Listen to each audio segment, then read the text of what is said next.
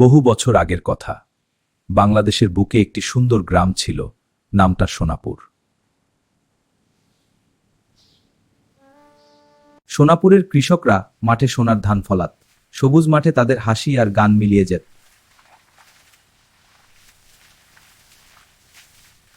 জেলেরা নদীতে জাল ফেলত, আর টলটলে পানিতে মাছ ঝাঁকে ঝাঁকে ধরা পড়ত।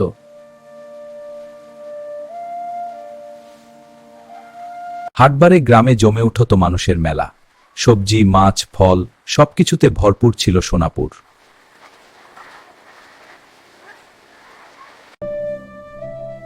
আসসালামু আলাইকুম সর্দার মতিন। সর্দার মতিন চাচা, আসসালামু ওয়ালাইকুম আসসালাম। সবাই ভালো আছো তো? এসো এসো, আশীর্বাদ করি। শিশুরা মাঠে খেলতো, হাসতো, ছুটে বেড়াত। সোনাপুর ছিল সত্যিকারের সুখের গ্রাম।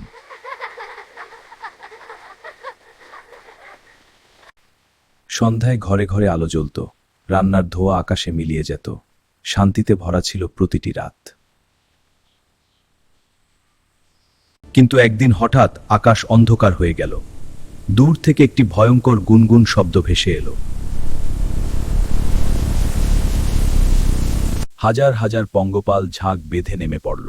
মুহূর্তের মধ্যে সোনার মতো পাকা ধান সাবার হয়ে গেল। আম কাঁঠালের বাগান উজাড় হয়ে গেল। গাছের পাতা, ফল কিছুই রইল না।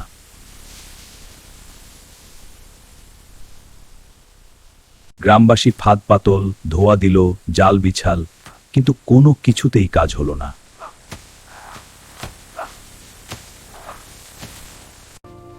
হাটবাজার বন্ধ হয়ে গেল। দোকানি তাকিয়ে রইল খালি ঝুড়ির দিকে। সোনাপুর ধীরে ধীরে মরে যাচ্ছিল। পাশের গ্রামের মানুষ সোনাপুরে আসা বন্ধ করে দিল। একা হয়ে গেল সোনাপুর।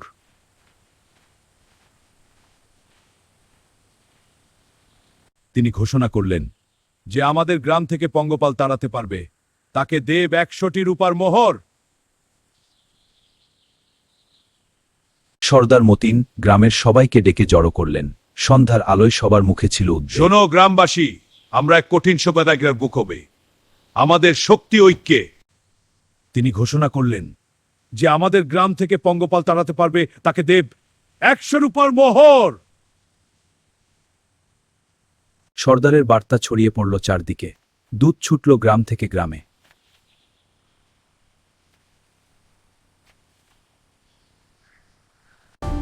পুরস্কারের খবর আশেপাশের সব গ্রামে ছড়িয়ে পড়ল। কে আসবে সোনাপুরকে বাঁচাতে? একদিন দুপুরবেলা এক অচেনা যুবক সোনাপুরের পথে হেঁটে এলো।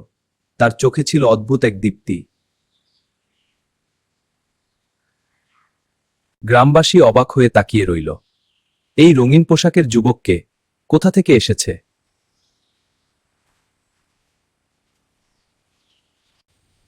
আমি আপনার গ্রামের সব পঙ্গপাল তাড়িয়ে দিতে পারবো।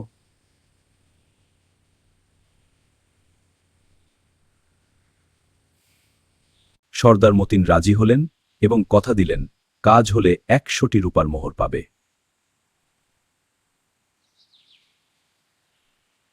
সুরজ গ্রামের মাঝখানে দাঁড়ালো।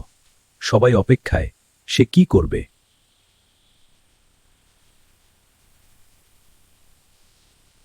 সুরজ বাঁশিতে একটি অদ্ভুত সুর বাজাতে শুরু করল। সেই সুর এত মিষ্টি, এত মোহময়। পঙ্গপালরা থমকে গেল, খাওয়া বন্ধ করল। তারপর একে একে উঠতে শুরু করল সুরজের দিকে। হাজার হাজার পঙ্গপাল আকাশে উঠে সূর্যের পেছনে পেছনে উঠতে লাগল। গ্রামবাসী অবাক হয়ে দেখল। সুরজ বাজাতে বাজাতে হেঁটে চলল গ্রামের বাইরে, নদীর দিকে। পঙ্গপালের ঝাঁক তার পিছু নিল।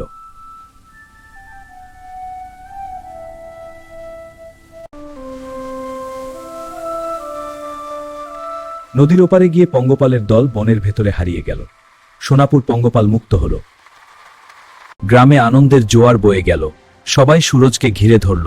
কিন্তু এখন পুরস্কারের পালা। সুরজ সর্দারের কাছে ফিরে এসে পুরস্কার চাইল, কিন্তু সর্দার মুখ বাঁকা করলেন।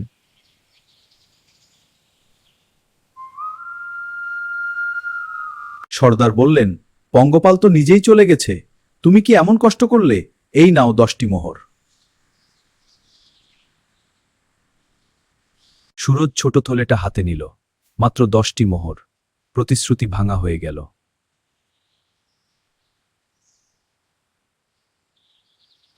সুরজ কোনো প্রতিবাদ না করে চলে গেল। গ্রামবাসী দেখল, কিন্তু কেউ কিছু বলল না। পরদিন ভোরবেলা সুরজ আবার সোনাপুরে ফিরে এলো। এবার তার চোখে ভিন্ন এক দৃঢ়তা।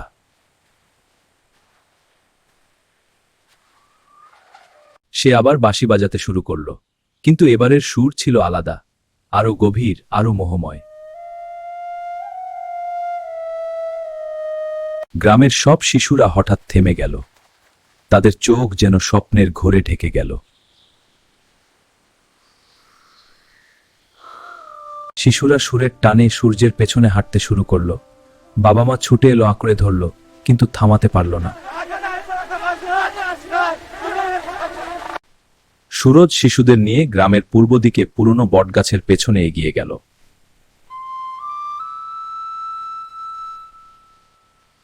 একে একে সব শিশু গুহায় ঢুকে গেল। পাথরের দরজা বন্ধ হয়ে গেল। শুধু একটি মেয়ে, যার পা ব্যথা, বাইরে রয়ে গেল। ও মা গো, সবাই শোনো, দয়া করে শোনো, একটা বিপদ হয়েছে।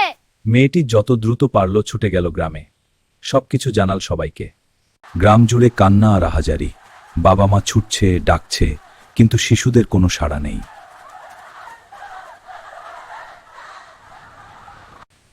আপনি প্রতিশ্রুতি ভেঙেছেন, এই বিপদ আপনার কারণে।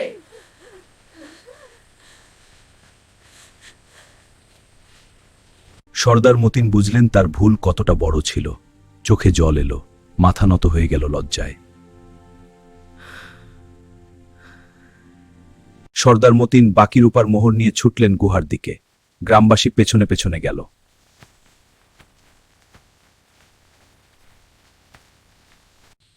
সুরজ, ফিরে এসো, আমি ভুল করেছি। সুরজ, ফিরে এসো, আমি ভুল করেছি। সুরজ, ফিরে এসো, আমি ভুল করেছি।